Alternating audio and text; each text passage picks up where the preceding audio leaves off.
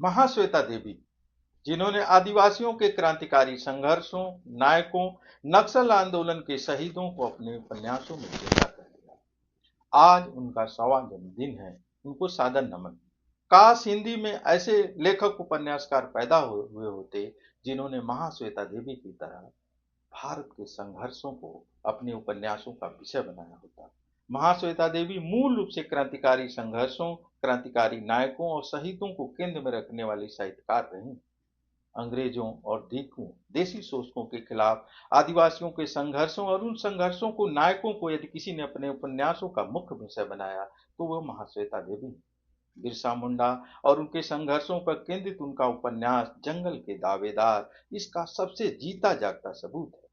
नक्सलबाड़ी और भोजपुर के क्रांतिकारी संघर्षों और उनके नायकों को यदि किसी ने अपने उपन्यासों के माध्यम से अमर कर दिया तो वह महाश्वेता देवी। उनके उपन्यास हजार चौरसियों की मां और मार साहब इसके सबसे जीवंत प्रमाण प्रस्तुत करते हैं। आप सभी जानते हैं कि हजार चौरसियों की मां एक ऐसा उपन्यास है जो नक्सली आंदोलन में मारे गए हजारों नौजवानों से एक नौजवान की कहानी और उसके साथ उसकी मां के रिश्ते की कहानी। मैं जिस दूसरे उपन्यास की चर्चा कर रहा था वो उपन्यास मार साहब। ये भोजपुर शहर आंदोलन के जगदीश मास्टर के जीवन पर केंद्रित है। ये उपन्यास भोजपुर शहर आंदोलन के क्रांतिकारी संघर्षों और उसमें जन की हिस्सेदारी को जीवंत कर देता है। महाश्वेता देवी जैसे उपन्यासकारों, लेखकों, लेखिकाओं की इस देश की बहुत जरूरत है। ऐसा नहीं है कि इस देश में महान संघर्ष नहीं हुए हैं, महान नायक नहीं हुए हैं, महान कुर्बानियां नहीं हुई हैं और जनता लड़ी नहीं, लेकिन उनका दस्तावेजी भरण बहुत कम है।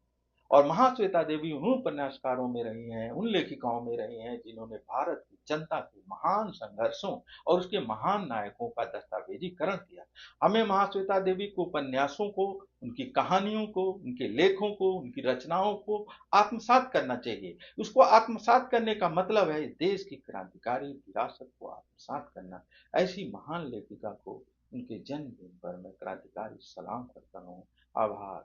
सलाम दोस्तों।